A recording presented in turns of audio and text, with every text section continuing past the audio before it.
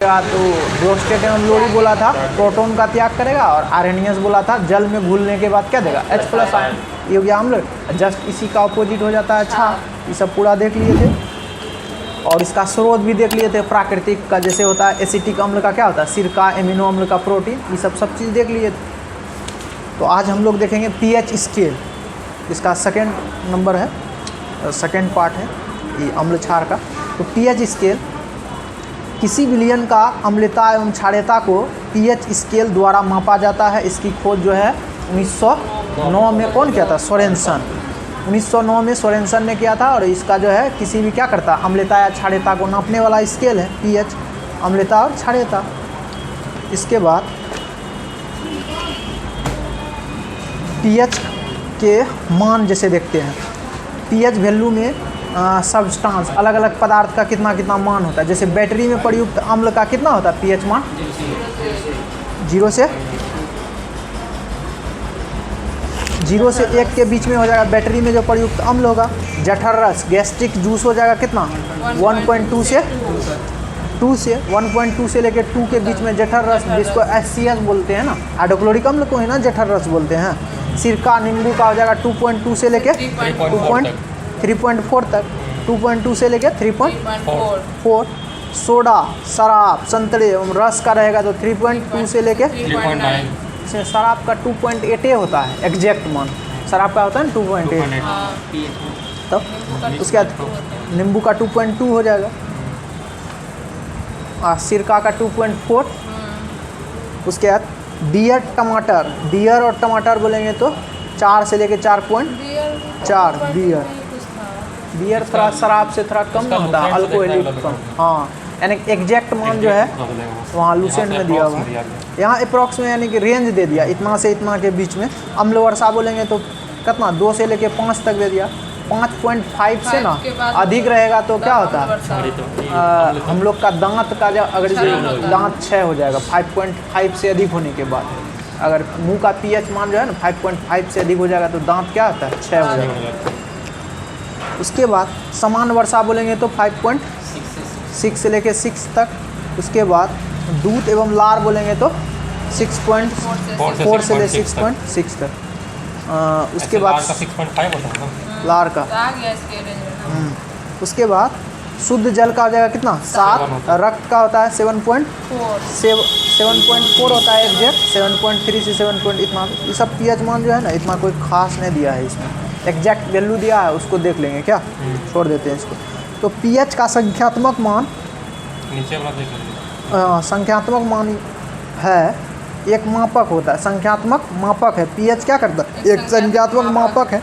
यह किसी विलयन के 1 लीटर में उपस्थित ग्राम हाइड्रोजन आयन के सांद्रता के व्युत्क्रम का लघुगणक होता है। मतलब जस्ट उसका उल्टा हाइड्रोजन का लघुगणक, मतलब लॉग लगा देंगे और 1/H+ आयन जो देगा उसी को क्या करेगा, उसी को न मापता है संख्यात्मक। जैसे पीएच मान दिया, विलयन की प्रकृति, पदार्थ और पीएच मान।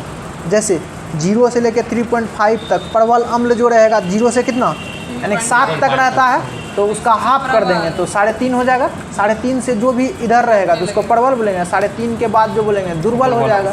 7 के तरफ जाते जाएगा तो उसका पावर क्या होता है, घटते जाएगा तो अति हो जाएगा, दुर्बल हो जाएगा।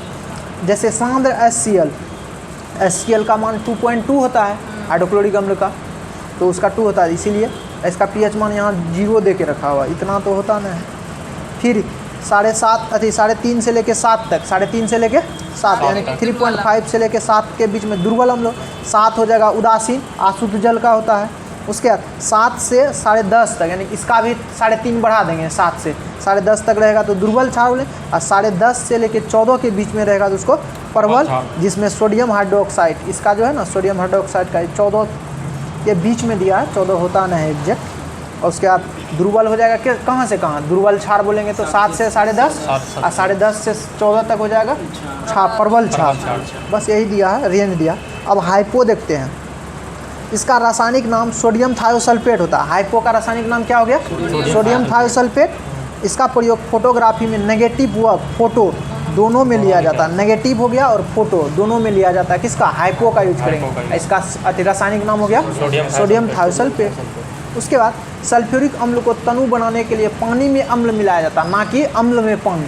जैसे होता है तो हम लोग क्या करते हैं, ऐसे नॉर्मल पदार्थ को हम लोग क्या करते हैं, थोड़ा सा अति करना है, विलयन मात्रा बढ़ाते हैं तो हम लोग क्या करते हैं, पानी डाल देते हैं ना उसमें। जैसे दाल गाढ़ा हो गया, उसको अति तनु बनाने के लिए, थोड़ा पतला करने के लिए पानी डालते हैं।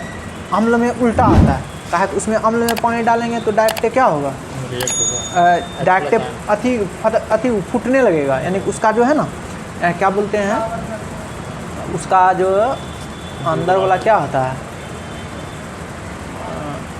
जल का जो है ना अधिक होने के कारण ना उसको नहीं दिया जाता है।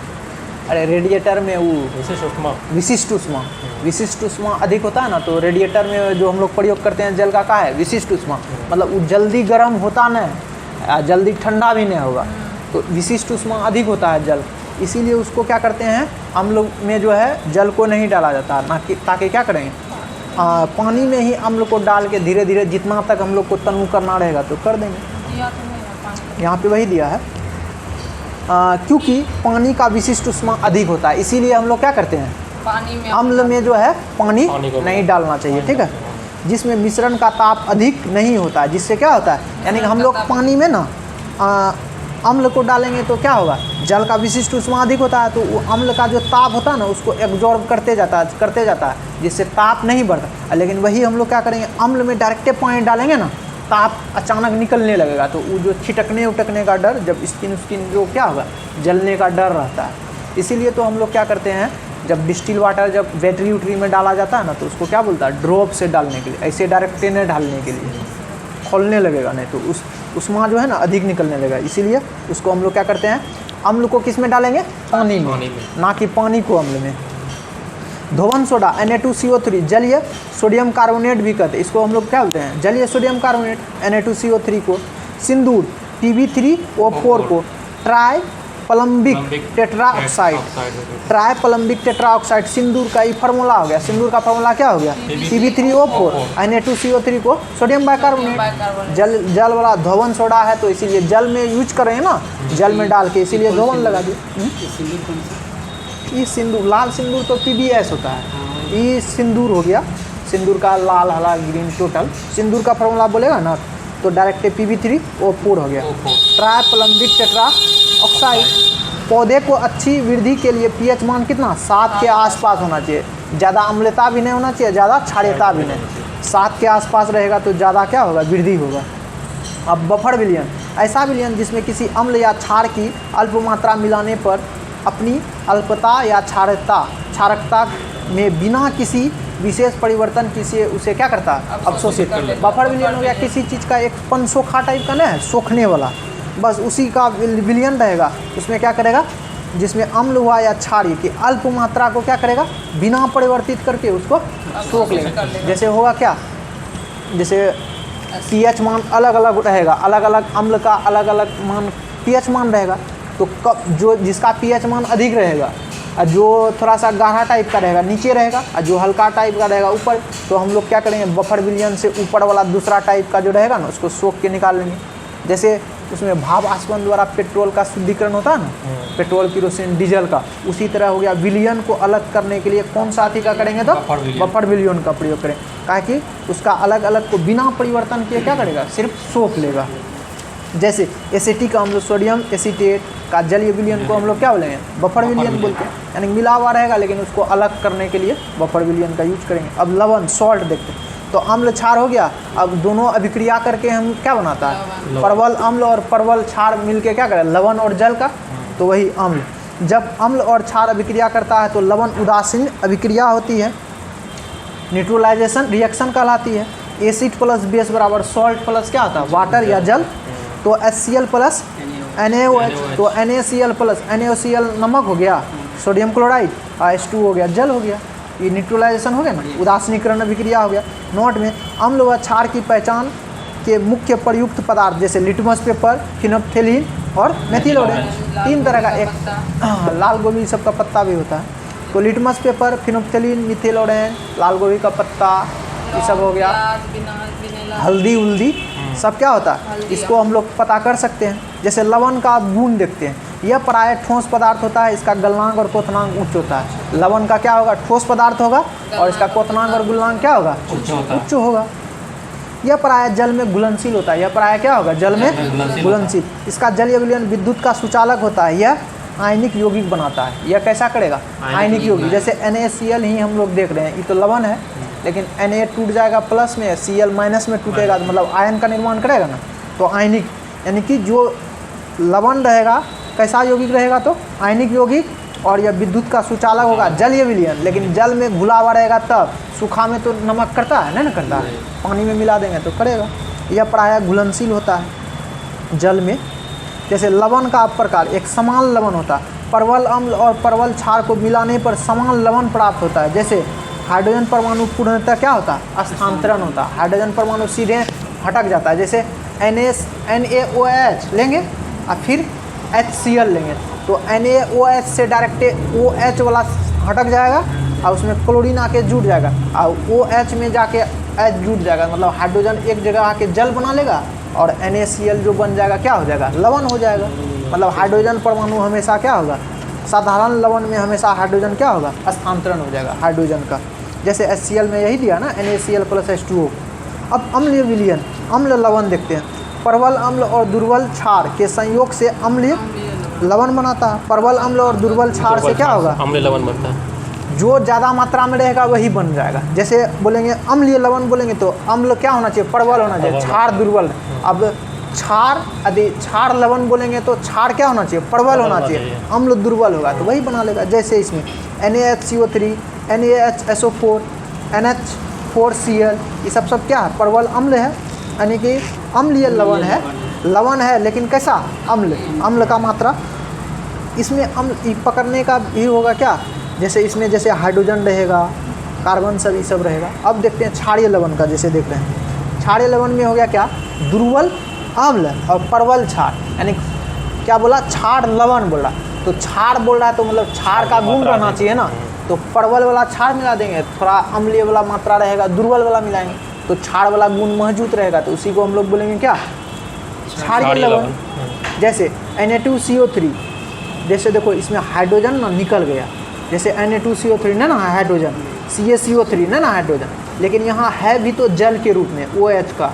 OH में जैसे क्षार वाला है ना, OH वाला समूह को हम लोग क्षार बोलते हैं। जैसे यहाँ देखो H सब में है, NaHCO3 अम्ल वाला, NaHSO4, NaH4Cl, ये सब में H है ना, तो अम्लीय लवण बोलेंगे तो H रहेगा। अगर यदि अम्ल क्षारीय लवण बोलेंगे तो OH आएगा, लेकिन H खत्म हो जाएगा। ठीक है, H रहेगा नहीं, पार्टिकुलर H नहीं रहेगा। जब भी रहेगा H तो ऑक्सीजन के साथ में रहेगा, मतलब OH। क्षार का वही ना होता है, OH माइनस क्षार को दर्शाता है, H दर्शाता प्लस अम्ल को। अब द्विक लवण, दो सरल लवण के जलीय विलयन के वाष्पीकरण से प्राप्त लवण क्या होगा? द्विक लवण। मतलब दो ठो सरल लवण रहेगा, उसका जलीय विलयन को हम लोग वाष्पीकृत करके जो बच जाएगा शेष, तो उसी को जो प्राप्त लवण होगा उसको क्या बोलेंगे? द्विक लवण। जैसे पोटास एलम या फिटकरी, पोटास एलम या फिटकरी। जैसे इसमें दो ठो है, K2SO4 हुआ और दूसरा है Al2SO4, दो ठो लवण है ना। इसी को जब हम लोग अति करके प्राप्त करते हैं, ये हो गया द्विक लवण। फिर मोहर लवण, FeSO4, फिर NH4 का होल 2, फिर SO4 और उसके बाद 6H2, यानी FeSO4 हो गया, NH4 का होल 2 और उसके बाद SO4 इंटू 6H2। ये सब मोहर लवण और पोटास एलम या फिटकरी, इसको हम लोग क्या बोलेंगे? द्विक लवण बोलेंगे। H2SO4 का तुल्यांकी भार कितना होगा? H2SO4 का तुल्यांकी भार अगर भी निकालेंगे, तुल्यांकी भार बराबर होता है अम्ल का अणुसूत्र हो रहता है। आयन का तुल्यांकी भार अगर भी निकालेंगे तो आयन का आणविक सूत्र बटा आयनों की संख्या, वही चीज़ है। जैसे आयन कितना? -1 है ना, CO3 में कितना? -1 है, तो तुल्यांकी भार इसका टोटल निकाल लेंगे 60, और इसमें 1 के ठो है तो 1 से भाग लगा देंगे। अगर यहाँ भी है 1 ठो तो 18 में डायरेक्ट 1 से भाग लगा देंगे, 1 निकल जाए। लेकिन यही -2 रहता तो 2 से लगाते तो 30 आता। ठीक है, यानी आयन जितना रहेगा तो उसमें आयन से देंगे, तो उस तरह का। लेकिन अगर यदि आयन नहीं दे के रखा तो हाइड्रोजन वाला परमाणु को गिन के तब उसमें जितना अणुभार रहेगा, यानी सूत्र वाला भार रहेगा या द्रव्यमानिक भार रहेगा, तो उसमें भाग लगा देंगे तो उससे निकल जाएगा तुल्यांकी भार। तुल्यांकी भार दो तरह से, जब आयन दिया हुआ रहेगा तो आयन की संख्या से, अगर आयन नहीं दिया रहेगा तो हाइड्रोजन की संख्या से। नोट में मक्खन में ब्यूटरिक अम्ल पाया जाता है। नोट में मक्खन में क्या? ब्यूटरिक अम्ल। उसके बाद अम्ल व क्षारों के आधुनिक संकल्पना लोरी एवं बॉस्टेट, वही बॉस्टेट एवं लोरी वाला क्या प्रोटीन त्यागने वाला था ना, प्रोटॉन जब त्यागेगा तो अम्ल और ग्रहण करेगा तो क्षार होगा। तो वही कब दिया था? तो 1923 में दिया था। घरों में सिरका स्टार्च के किण्वन द्वारा तैयार किया जाता है। घर में जो है सिरका हम लोग किससे? किण्वन विधि द्वारा। वही जैसे शराब उराब भी जो बनता है किण्वन विधि द्वारा ना, उसको गला उला के जब बनाते हैं ना तो उसी को हम लोग बोलते हैं किण्वन विधि।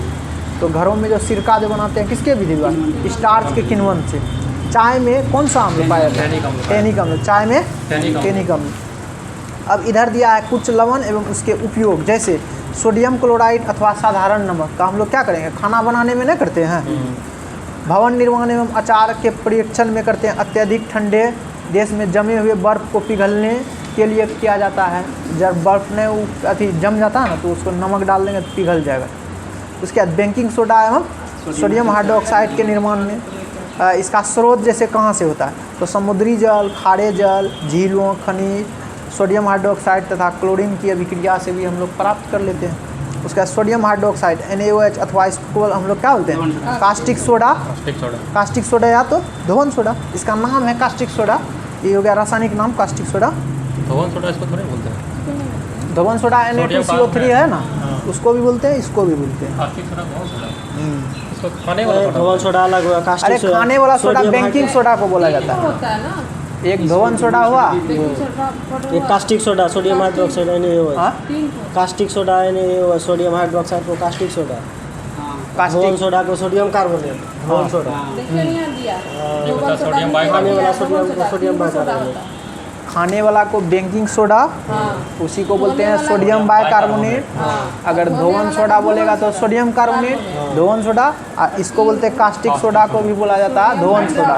धोवन सोडा इसको भी बोला जाता है। कारण क्या है? जब साबुन जो हम लोग बनाते हैं ना, तो अगर यदि मुलायम वाला अगर रहेगा तो पोटेशियम आ जाता है KOH। अगर यदि हार्ड वाला यानी कपड़ा धोने वाला नहीं होता है, उसमें NaOH का प्रयोग आता है, इसीलिए इसको धोवन सोडा के लिए भी बोला जाता है। ठीक है, जैसे सोडियम हाइड्रोक्साइड रहेगा ना, तो उसमें कठोर साबुन हो गया सोडियम हाइड्रोक्साइड।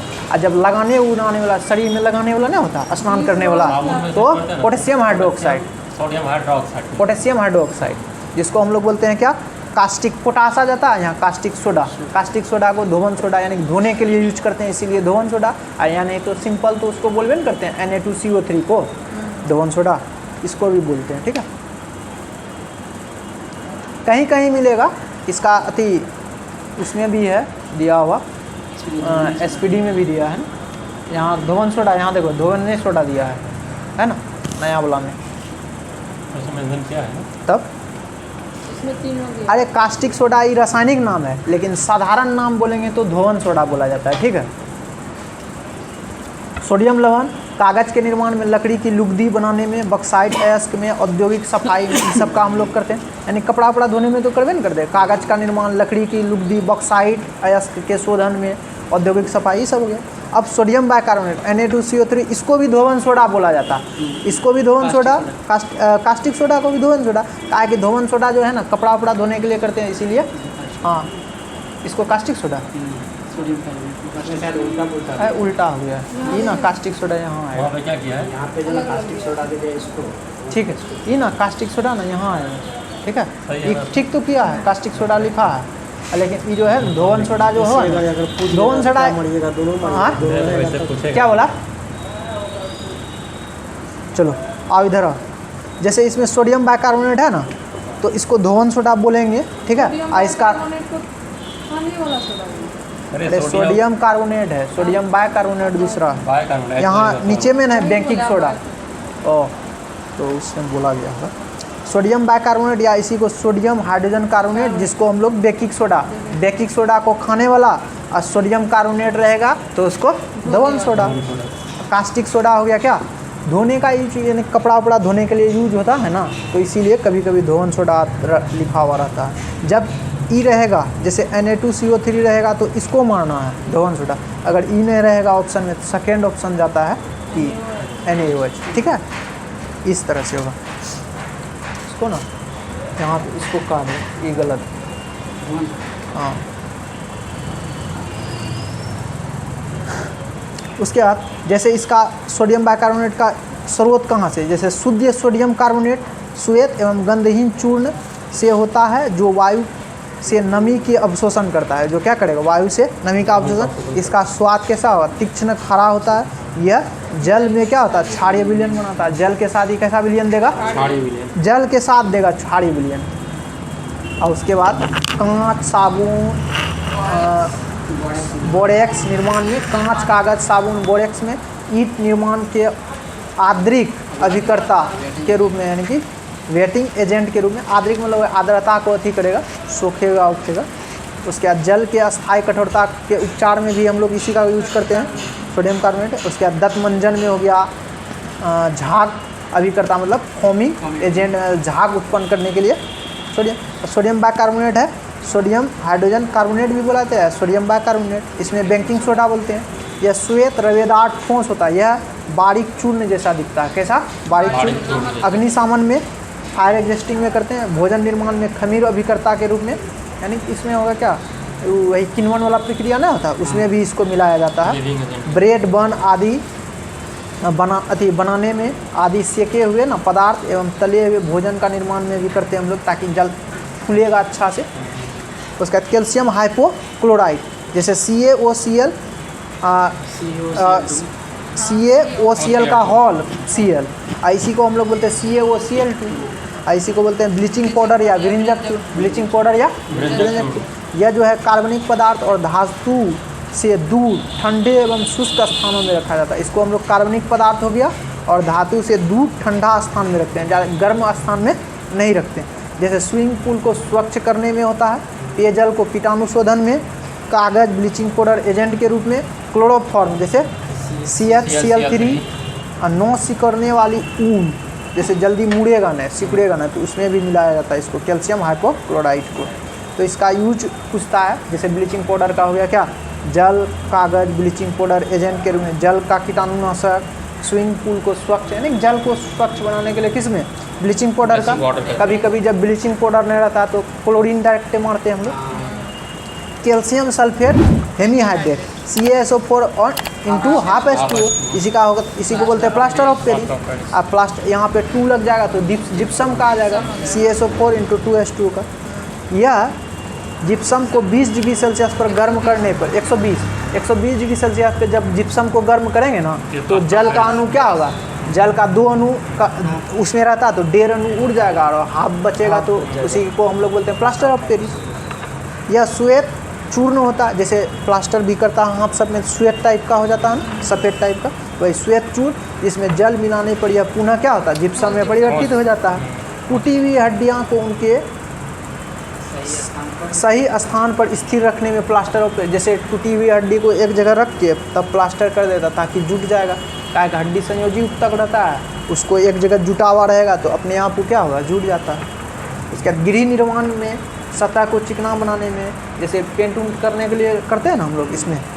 उसके बाद कागज ब्लीचिंग एजेंट ये सब में। और उसके बाद पोटेशियम नाइट्रेट है KNO3, यह एक क्षारीय प्रकृति का रवेदार लवण है, यानी कि लवण ही, अभी लवणे का ना जितना हम लोग पढ़े सब क्या था, लवण था। यह क्षारीय प्रकृति का रवेदार लवण है। इसका रंग श्वेत से लेकर मटमेला मतलब ग्रे टाइप का होगा, सफ़ेद भी हो सकता है और मटमेला हो सकता है। उसके बाद यह जल में घुलनशील एवं ज्वलनशील होता है, यानी पोटेशियम नाइट्रेट क्या होता है, जल में घुलनशील और ज्वलनशील तथा पदार्थ के दहन को तीव्र कर देगा। जब जलेगा नहीं तो पोटेशियम नाइट्रेट डाल देंगे तो क्या होगा, ज़्यादा जलने लगेगा, तीव्र हो जाएगा। टूटी हुई हड्डियाँ को उनके सही स्थान पर स्थिर रखने के लिए भी इसका भी करते हैं पोटेशियम नाइट्रेट का।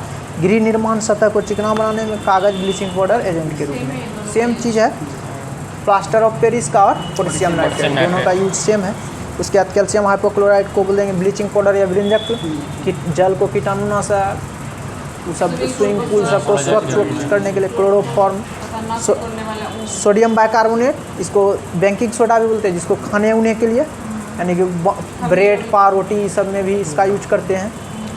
उसके बाद सोडियम बाइकार्बोनेट का ये धोवन सोडा, कांच ऊंच का उद्योग, ईंट निर्माण में, आर्द्र अभिकर्ता, खौफ यानी झाग उत्पन्न, दंत मंजन में भी हम लोग इसी का करते हैं, सोडियम कार्बोनेट का। सोडियम कार्बोनेट काहे कि दांत में जो गंदगी उंदगी रहेगा तो साफ करने के लिए तो सोडियम बाइकार्बोनेट, अरे sodium carbonate, sodium carbonate. Sodium bicarbonate तो खाने में और सोडियम कार्बोनेट का साफ उप करने में, इसीलिए दंतमंजन में आ जाएगा sodium carbonate. Carbonate. Sodium hydroxide का हो जाएगा किसमें, तो कास्टिक सोडा बोलते हैं, इसमें लवण, सोडियम लवण, कागज का निर्माण, बॉक्साइट अयस्क का शोधन और औद्योगिक सफाई ये भी करता हूँ। और सोडियम क्लोराइड बोलेंगे तो खाने के लिए भी ना हम लोग करते हैं भोजन में, लेकिन प्राप्त कहाँ से होगा, समुद्री जल, खारे जल, झील, सोडियम हाइड्रोक्साइड और क्लोरीन का जब अभिक्रिया कराएंगे तो ये बन जाएगा। इस तरह से हम लोग का क्या हो गया, अम्ल, क्षार और लवण, पूरी तरह से चैप्टर समाप्त हो गया। अब नेक्स्ट इसके बाद चैप्टर है पीरियोडिक टेबल। आवर्त तत्वों का आवर्गीकरण, इसी को हम लोग बोलते हैं पीरियोडिक टेबल। पीरियोडिक टेबल में पीरियोडिक क्लासिफिकेशन ऑफ एलिमेंट जो बांटा हुआ इसको पढ़ेंगे। इससे पहले हम लोग क्या पढ़ लिए थे, तत्व लवण वाला गेलुसाक का नियम ना, तो उसको जाके देखिएगा, तब बाद में इसको देखिएगा तो क्या होगा, केमिस्ट्री पूरा सीरियली डाला हुआ रहेगा, वीडियो जाके देख लीजिएगा।